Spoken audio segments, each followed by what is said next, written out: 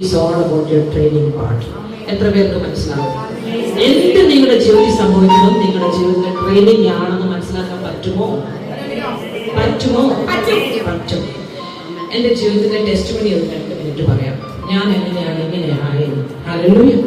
നിങ്ങൾക്ക് എല്ലാം അറിയാം, ഞാൻ ഈ ദേശത്ത് എന്നെ കൺസീവ് ചെയ്യുന്ന എൻ്റെ അമ്മ തമിഴ്നാട്ടിലാണ്, ചെങ്കൽപ്പട്ടയിൽ. അവിടുന്ന് 4ാമത്തെ പെണ്ണാണോ ആണാണോ ഒരു സംശയമുണ്ട്. 3 ചേച്ചിമാര് പെണ്ണാണ്. ഞാനും കൂടെ ആ പെണ്ണായാല് എൻ്റെ ഡാഡി ആൻഡ്രോയിഡിലാണ്, ഭയങ്കര ടെൻഷനിലാണ്. അപ്പൊ ഡാഡി മുൻകൂർ ജാമ്യം എടുത്തു. അമ്മയോട് പറഞ്ഞു, കേരളത്തിലേക്ക് വണ്ടി കയറിക്കോ, എൻ്റെ അമ്മേനെ അപ്പൻ്റെ അടുത്ത് ഞാൻ കൊണ്ടാക്കാം. 4ാമത്തെ ഡെലിവറി, 3 പിള്ളേരല്ലേ പറഞ്ഞു. കൊണ്ടുവിട്ടു.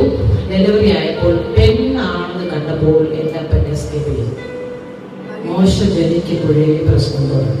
യേശുക്കർത്താവ് ജനിക്കുമ്പോഴേ my own flesh father rejected me. Hallelujah.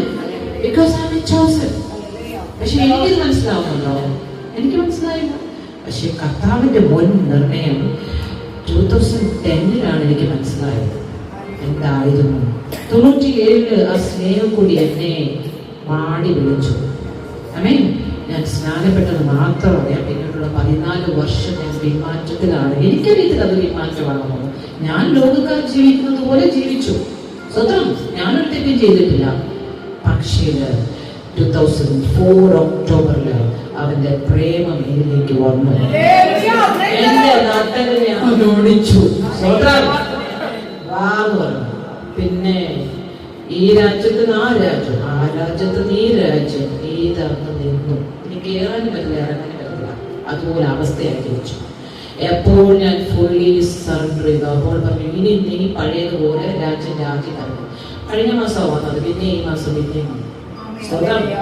ഇതൊന്നും പോസിബിളായ കാര്യമല്ല. എന്റെ വീട്ടില് എന്റെ ഹസ്ബൻഡ് ഇതിലൊന്നും വില്ലിങ് അല്ല. എനിക്ക് എന്റെ ഹസ്ബൻഡ് ഒരുപോലെ തരത്തിലെ മീറ്റിങ്ങിനൊന്നും. പക്ഷെ ഈ മീറ്റിങ്ങിന് ചിലത് 1 ലക്ഷം രൂപയാണ്. ഇത് എവിടുന്നുണ്ടായി? നിങ്ങളുടെ ഇതിനാണോ? സാധനക്കുളം തൊട്ട് സ്പീക്കർ തൊട്ട് നമ്മുടെ എല്ലാം പെർമനന്റ് ആക്കി തന്നാൽ മതി ഈ വർഷം. അതിന് ഒരുക്കേണ്ട ഒറ്റയാളെ ഒരു നിമിഷത്തിൽ ചോദിക്കുന്നത്. ഞാനും മനുഷ്യയും കൂടെ ഭയങ്കര വഴക്ക്. അമ്മേ, അന്ന് രാവിലെ ഭയങ്കര ശക്തിയെ ഇറങ്ങി. കർത്താവ് പറഞ്ഞു,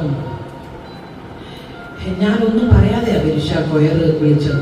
കാരണം നമുക്ക് ബഡ്ജറ്റിൽ നമുക്കറിയാം. നമ്മൾ ബഡ്ജറ്റിനെ ബേസ് ചെയ്യുന്ന ആളല്ല, ഫിനാൻസ് നോക്കുന്ന ആളല്ല. നമുക്ക് 2 കൈയും തൊണ്ടയും ഉണ്ട്. കാരണം നമ്മൾ ആളിനെ കൂട്ടാനോ പൈസ പിരിക്കാനോ ഫേമസ് ആകാനോ ഇതിനൊന്നും പോകുന്ന ഒരു മീറ്റിംഗ് അല്ല നമ്മൾ. നിങ്ങളുടെ വീടിൻ തിരഞ്ഞെടുപ്പ് നിങ്ങൾക്ക് പറഞ്ഞു തരിക, നിങ്ങളെ കണക്ട് ചെയ്യാൻ ഞാൻ പോകുന്നത്. നിങ്ങൾ ഞാനോട് ഒരു ബന്ധവുമില്ല. നിങ്ങൾ ദൈവമായിട്ട് അറിയുക. അപ്പോഴ്